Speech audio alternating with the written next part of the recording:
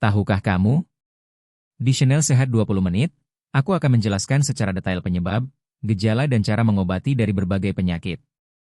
Supaya kita selalu sehat secara jasmani dan rohani. Nah, sekarang aku akan menjelaskan mengenai penyakit ini, yuk kita dengarkan bersama. Pengertian stroke dan jenis-jenisnya. Stroke adalah salah satu penyakit yang sangat berbahaya dan termasuk kondisi darurat medis yang harus segera ditangani. Secara sederhana, stroke terjadi ketika aliran darah ke bagian otak terganggu, baik karena adanya penyumbatan maupun karena pembuluh darah pecah.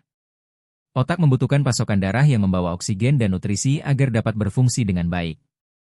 Jika aliran darah terhenti, sel-sel otak dapat mulai rusak atau mati dalam hitungan menit.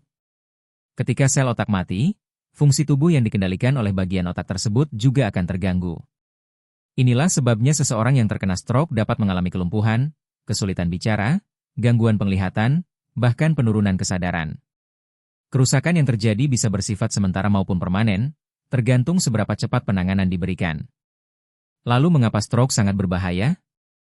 Stroke disebut juga serangan otak karena efeknya mirip dengan serangan jantung, tetapi terjadi pada organ otak. Jika darah tidak dapat mengalir dengan normal, jaringan otak kehilangan oksigen dan nutrisi penting. Tanpa penanganan cepat, kondisi ini dapat menyebabkan kecacatan permanen bahkan kematian. Itulah sebabnya, penanganan stroke harus dilakukan secepat mungkin. Semakin cepat seseorang mendapatkan pertolongan medis, semakin besar peluang untuk mengurangi kerusakan otak dan meningkatkan kemungkinan pemulihan.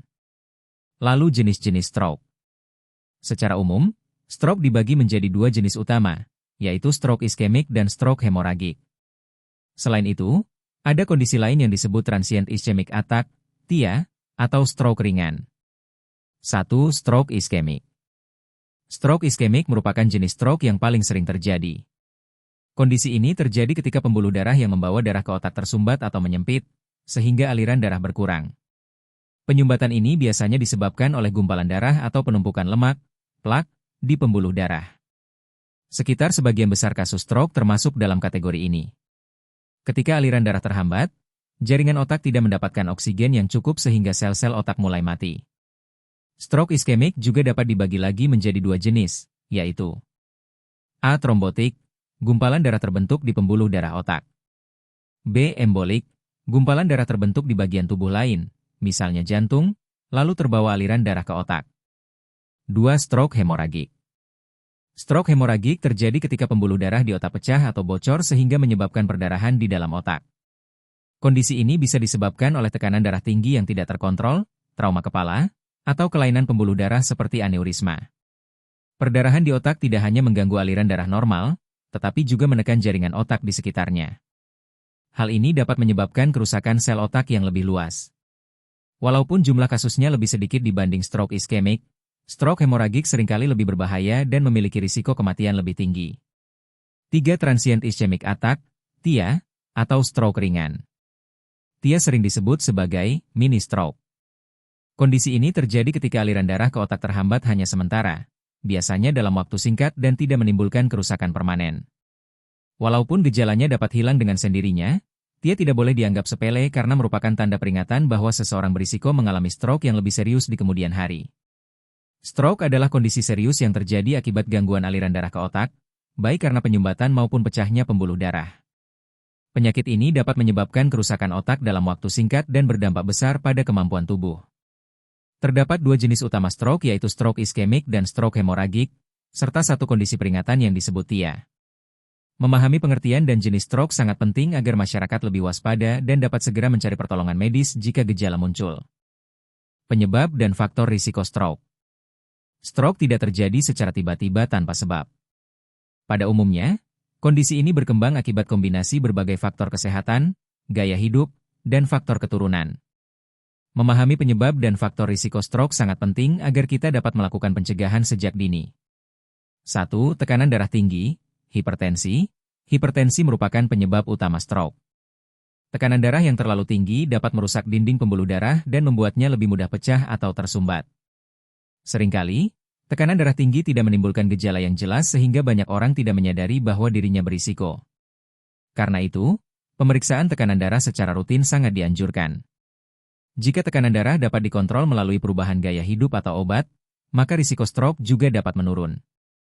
Hipertensi juga meningkatkan kemungkinan terjadinya stroke baik jenis iskemik, penyumbatan, maupun hemoragik, pecahnya pembuluh darah. 2. Penyakit jantung dan gangguan pembuluh darah. Masalah jantung seperti penyakit jantung koroner, gangguan irama jantung, misalnya atrial fibrilasi, atau kelainan katup jantung dapat meningkatkan risiko stroke.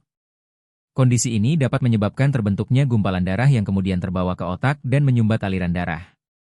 Selain itu, penumpukan plak kolesterol di pembuluh darah juga dapat mempersempit aliran darah menuju otak sehingga meningkatkan kemungkinan terjadinya stroke. Atrial fibrilasi bahkan diketahui dapat meningkatkan risiko stroke hingga beberapa kali lipat karena darah cenderung menggumpal di jantung. 3. Diabetes. Diabetes menyebabkan kadar gula dalam darah meningkat. Kondisi ini dapat merusak pembuluh darah dan menghambat distribusi oksigen serta nutrisi ke otak. Selain itu, penderita diabetes seringkali juga memiliki tekanan darah tinggi, yang semakin meningkatkan risiko stroke. Oleh karena itu, pengendalian gula darah merupakan langkah penting dalam pencegahan. 4. Kolesterol tinggi dan obesitas. Kolesterol berlebih dapat menumpuk di dinding pembuluh darah dan membentuk plak yang menyempitkan arteri, termasuk pembuluh darah di otak. Obesitas juga berkaitan dengan peningkatan tekanan darah, kolesterol, dan diabetes, sehingga secara tidak langsung meningkatkan risiko stroke. Menjaga berat badan ideal melalui pola makan sehat dan aktivitas fisik sangat berperan dalam menurunkan risiko. 5. Gaya hidup tidak sehat. Beberapa kebiasaan sehari-hari dapat memperbesar kemungkinan terkena stroke, antara lain: A. Merokok, merusak pembuluh darah dan meningkatkan tekanan darah. B. Kurang aktivitas fisik, dapat memicu obesitas, hipertensi, dan diabetes. C. Konsumsi alkohol berlebihan, meningkatkan tekanan darah dan kadar lemak dalam darah. D. Pola makan tidak sehat, diet tinggi lemak jenuh, kolesterol, dan garam dapat memperbesar risiko stroke. Gaya hidup sehat seperti olahraga rutin, berhenti merokok, dan menjaga pola makan terbukti dapat menurunkan risiko secara signifikan. 6. Usia dan faktor genetik. Risiko stroke meningkat seiring bertambahnya usia, terutama setelah usia 55 tahun. Selain itu, riwayat keluarga juga berperan.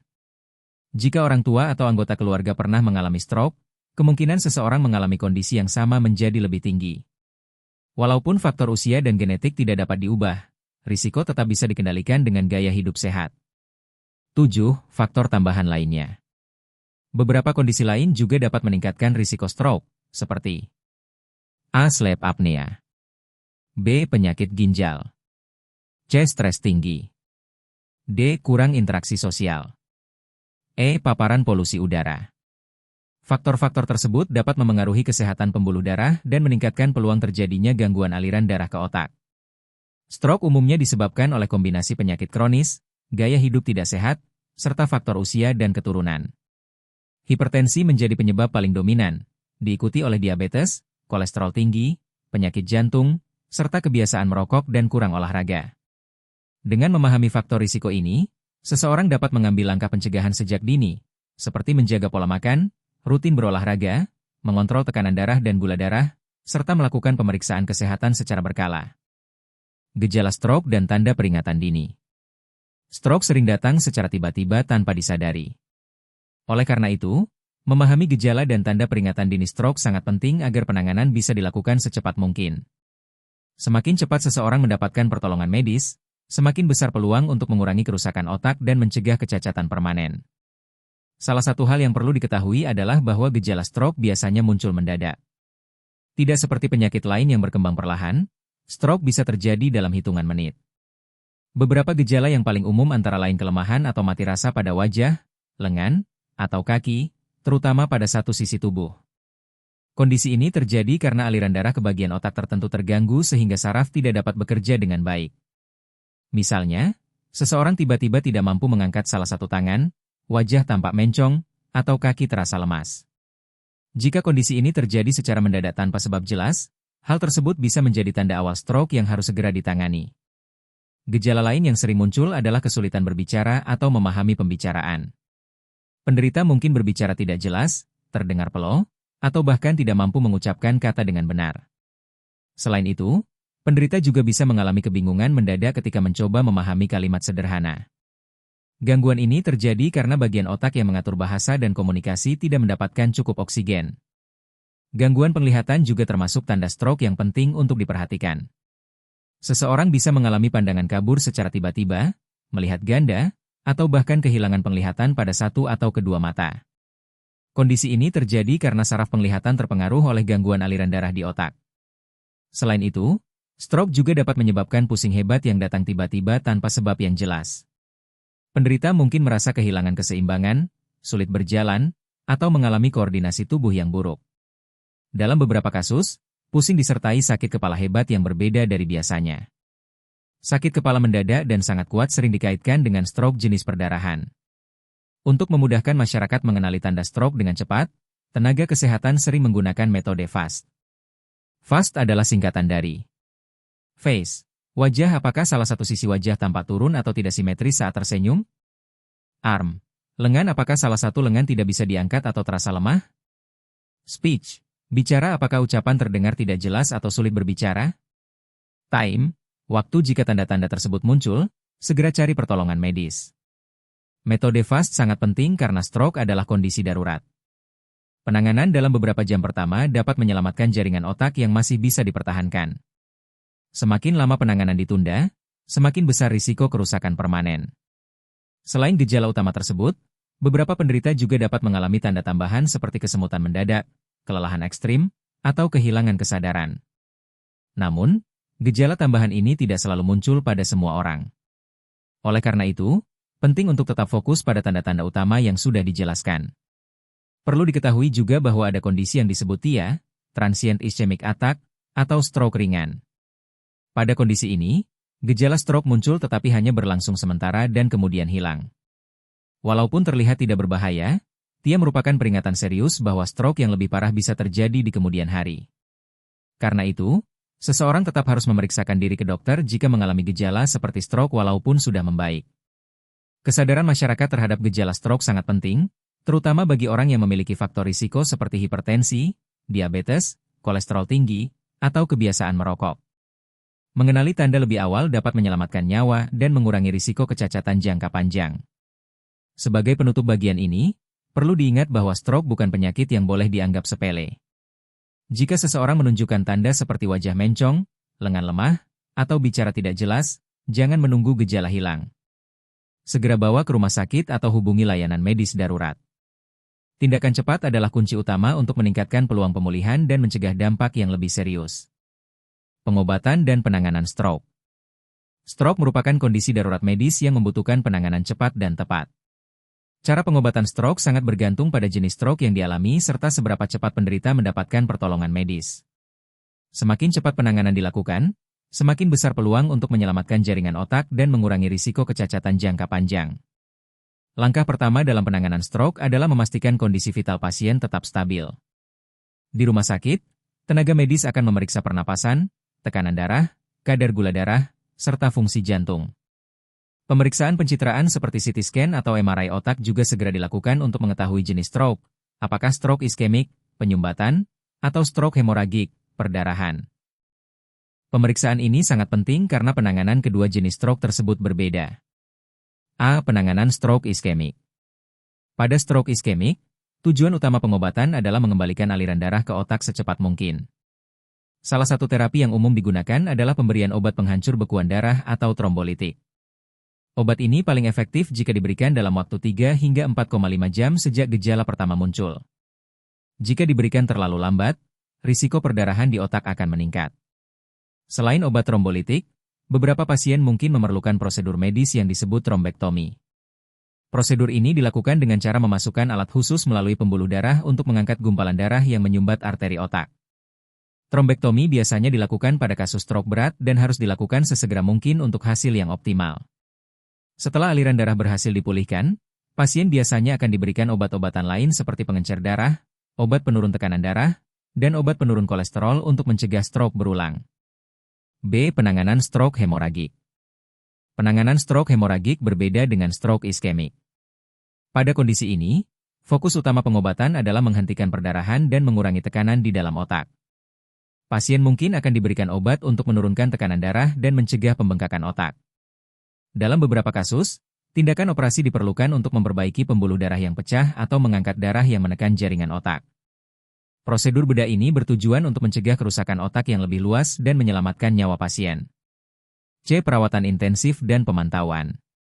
Pasien stroke biasanya memerlukan perawatan intensif pada fase awal. Selama periode ini, kondisi pasien akan dipantau secara ketat, termasuk kesadaran, tekanan darah, pernapasan, dan fungsi organ lainnya.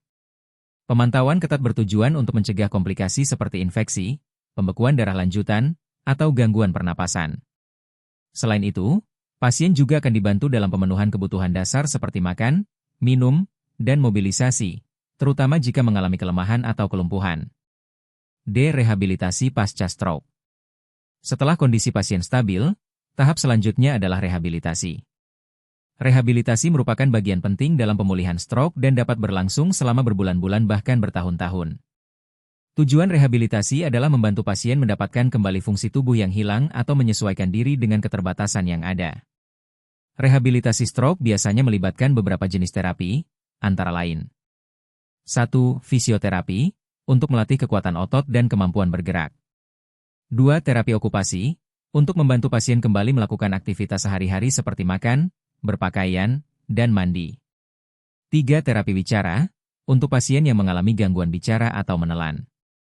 Rehabilitasi sebaiknya dimulai sedini mungkin karena otak memiliki kemampuan beradaptasi yang disebut neuroplastisitas.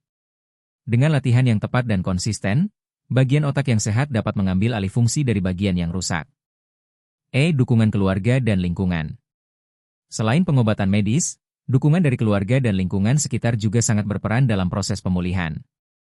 Pasien stroke sering mengalami perubahan emosi seperti depresi, mudah marah, atau kehilangan rasa percaya diri. Dukungan moral, kesabaran, dan motivasi dari keluarga dapat membantu meningkatkan semangat pasien untuk menjalani rehabilitasi. Pengobatan stroke memerlukan penanganan cepat, tepat, dan berkelanjutan. Mulai dari penanganan darurat di rumah sakit, terapi sesuai jenis stroke, hingga proses rehabilitasi jangka panjang, semuanya berperan penting dalam menentukan hasil pemulihan. Stroke memang penyakit serius, tetapi dengan penanganan yang cepat dan dukungan yang baik, banyak penderita yang tetap dapat menjalani hidup dengan kualitas yang lebih baik. Pencegahan stroke dan kehidupan setelah stroke. Stroke merupakan penyakit serius, namun kabar baiknya adalah banyak kasus stroke sebenarnya dapat dicegah dengan menerapkan gaya hidup sehat. Pencegahan menjadi langkah terbaik karena kerusakan otak akibat stroke tidak selalu dapat dipulihkan sepenuhnya. Oleh karena itu, menjaga kesehatan sejak dini sangat penting untuk mengurangi risiko terjadinya stroke. Salah satu langkah pencegahan paling utama adalah mengontrol tekanan darah. Tekanan darah tinggi atau hipertensi merupakan faktor risiko terbesar terjadinya stroke. Jika tekanan darah terus tinggi, pembuluh darah dapat mengalami kerusakan dan berpotensi pecah atau tersumbat. Pemeriksaan tekanan darah secara rutin, mengurangi konsumsi garam, serta mengikuti anjuran dokter dapat membantu menjaga tekanan darah tetap stabil. Selain tekanan darah, mengontrol kadar gula darah juga sangat penting, terutama bagi penderita diabetes. Gula darah yang tinggi dapat merusak pembuluh darah dan meningkatkan risiko terjadinya penyumbatan aliran darah ke otak. Dengan menjaga pola makan sehat, mengonsumsi obat sesuai anjuran dokter, dan rutin memeriksa kadar gula, risiko stroke dapat dikurangi. Menjaga kadar kolesterol tetap normal juga merupakan langkah penting dalam pencegahan. Kolesterol tinggi dapat menyebabkan penumpukan plak pada dinding pembuluh darah sehingga aliran darah menjadi terhambat. Pola makan sehat yang rendah lemak jenuh, memperbanyak konsumsi sayur, buah, dan biji-bijian, serta rutin berolahraga dapat membantu mengontrol kolesterol. Kebiasaan merokok juga sangat berpengaruh terhadap risiko stroke. Zat kimia dalam rokok dapat merusak pembuluh darah dan meningkatkan tekanan darah. Berhenti merokok merupakan salah satu langkah paling efektif untuk menurunkan risiko stroke dalam jangka panjang. Bahkan, dalam beberapa tahun setelah berhenti merokok, risiko stroke dapat menurun secara signifikan dibandingkan dengan perokok aktif. Selain itu, aktivitas fisik secara rutin sangat dianjurkan. Olahraga membantu menjaga berat badan, menurunkan tekanan darah, memperbaiki kadar kolesterol, dan meningkatkan kesehatan jantung. Aktivitas sederhana seperti berjalan kaki selama 30 menit setiap hari sudah memberikan manfaat besar bagi kesehatan pembuluh darah.